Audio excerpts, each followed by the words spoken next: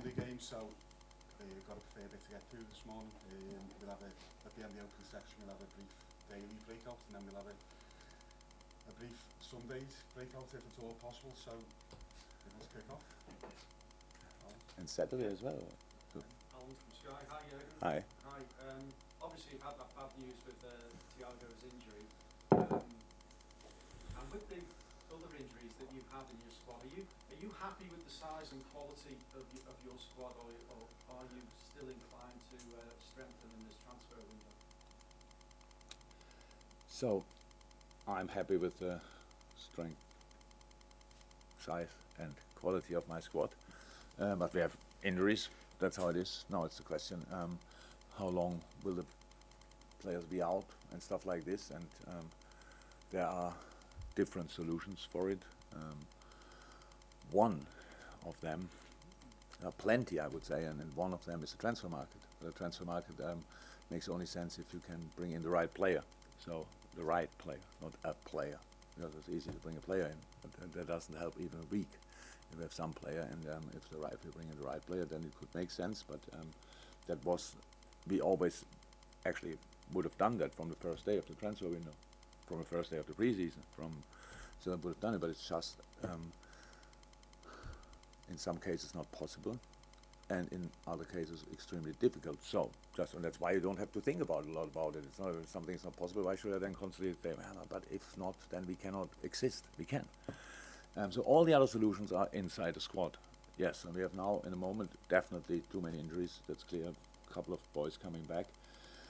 Nabi will be back, and for Monday, and Kostas will train today the first time, so he might be back as well.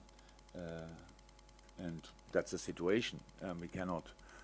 I understand the questions really, but on the other side, I don't understand it as well, because it's just, if there would be the right solution for us, we would have done it already. We are not stubborn or whatever and say no way, we don't bring in anybody. It's just about the right thing to do. And when people told me at the beginning of the season that we will lack a specific kind of midfielder, I didn't understand that, because if you search for these specific things, then you always lack something. If you have technical players, then you miss the fighter. If you have the fighters, then you miss the just to name two things. So if it was always like this, if there would be the right player and there would be an opportunity, we would have done it. We would do it, but I don't see it, because we had a lot of conversations already, and it doesn't look like something will happen. Okay. You referenced the slow sort of start to the game last week. I'm sure you expect the tempo to be different in front of the home fans at Anfield. And also, will the timing of the game help, given the intense sort of heat that we've got Saturday and Sunday? It's going to be a lot cooler on Monday, and playing in the evening. Is that a big advantage for you? Yeah, but for Crystal Palace the same.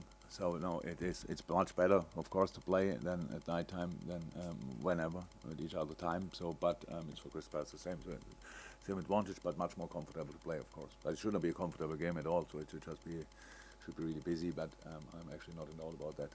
Helped by the fixture list. Wow. Harvey Elliott.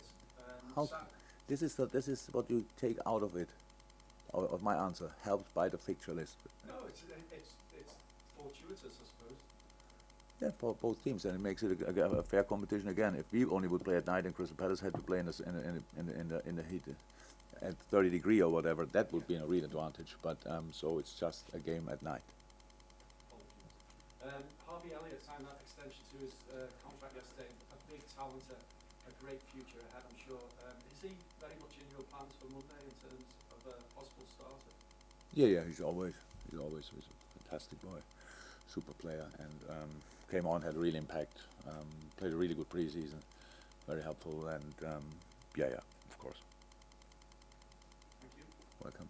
Hi, Jurgen. Hi. This weekend is the 30th anniversary of the first Premier League weekend back in 1992. So a lot has happened in that time. So I'm just wondering, as far as you're concerned, maybe your first memories of the Premier League and your favourite memories of the Premier League.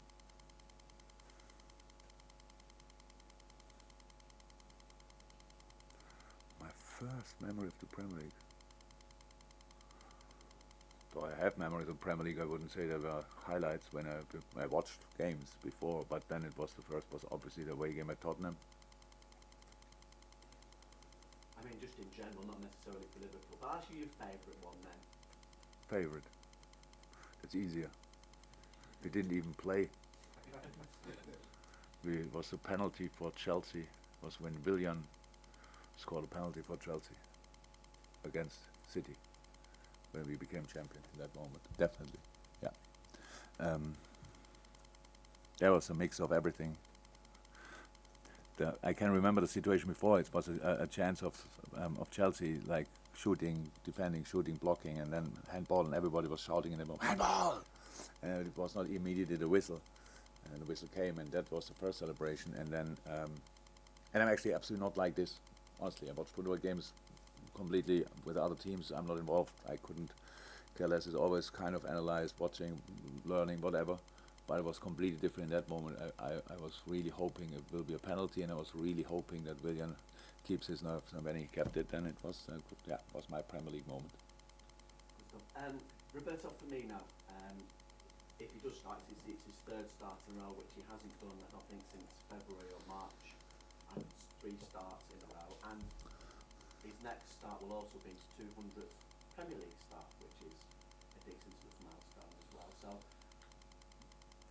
how does he figure now, Roberto Firmino? Has his role evolved in terms of what he does from now, from where he is? How would you sum up how important he is to you now? Very important. Very important. Well, so if we take now the our last game, and then it's like against Fulham, we didn't find Bobby properly. There were different reasons. We saw and analyzed a lot. It was, I can't speak about it, but it was something that had nothing to do with us, to be honest. But because the center was very often blocked. Maybe if you want to watch it back, you can see it as well, and then not by players. And then that's why it was a bit difficult for him to get into the game, and we didn't play well. And it's always for an offensive player not easy to show up really. But apart from that, I don't obviously judge Bobby because 1 game or 2 games or whatever. Bobby is a fantastic player, and had a good preseason, not a perfect preseason, but a good preseason, and that's all what he needed. That he could have the amount of sessions he had, and could train as often as he did, and and he will benefit from that definitely during the season. And from there we go. But 200 starts in the Premier League is not bad. Most of them must be with me. He didn't start before I arrived. In the Premier League? Yeah, I came in October, so he was injured, I know, but he didn't start before. Double check. Yeah, double check. Never do that. Yeah. Welcome. You said after the Fulham draw that the attitude wasn't right from the beginning in that match. Is that something that's been addressed this week? Did it take much sorting out to do? No. Yeah, we addressed, of course, after the game directly, but it's a bit by English. I'm not sure if attitude is the right thing, but we had a slow start. I didn't like the start at all. I saw then the attitude to fight back, but that's a different thing because it's better you have a high intense, highly concentrated, lively start in a football game than not. But it's very often that the game starts like this. That's not a problem. But first pass, got it to the fullback, pass it backwards. Next one gets blocked by the winger. That is always the same. Okay, come on, switch on now. And that took too long in this game. And when we want to fight back, we gave parts of the momentum to Fulham, but it was absolutely unnecessary because we played a really not a good game. So, and still could have scored more goals. So that's now, imagine we would have found really back in the game, and we had our moments in the second half, and we had moments in the first half, but really not enough. So if I make now a big fuss of it and talk every day about it, imagine that. That would be strange as well. So we tried to make sure that we are ready for this game, and we were more often ready than not. And that's what we have to be again, and nothing else. Having a slow start doesn't mean you have to start slow all the time, or you will never do it again. But it's a sign. Use it as an information, change it, and go from there. It's only this as I'm really stupid then, but how do avoid a slow start? How do you get it right? And that's easy. What do you mean? It's a silly question. It's actually a little bit, but by not being slow in I know, mind. but we saw that in last season as well, sort of some of the games last season towards the end of slow starts. Towards the end, you cannot compare that. That's your life is so easy after 55 games or 50, and then you tell me that oh, it's a slow start. What do you want? So you have to find a completely different situation. This is the start of the season. It's completely different. I promise you, I didn't watch these games back, but I heard already that now we conceded goals or whatever in it. You cannot play 64 games and just be before the game and during all phases of the game superior. You have 64 games and you fight through it somehow. Completely different. So this one now is find direction, open up, all these kind of things, and be awake here. So be awake here before it starts. So that's how it is, and so it's not really difficult. Most of us do that every morning. Some of us start every morning slow, and some of us start and are awake and could start working in that moment if they would need a bathroom. So and that's yeah, and that's the difference. But these boys still more often than not. But I don't like if you find one thing in the stats and stuff like that, then you come here and tell me that as it would be the truth. It's not. If the truth would be that easy, my life would be much easier. That would be really cool. You just mention it, done. But unfortunately, each week in a different situation and face a different team. And we have to be ready for all of them, and that's what we tried this time, better than last. Mike Hughes. Jurgen, as disappointed as you were with the performance last week against Fulham, sometimes can there be merits in terms of for the players to, at this point in the season, you've got to be focused every game, you've got to be switched on.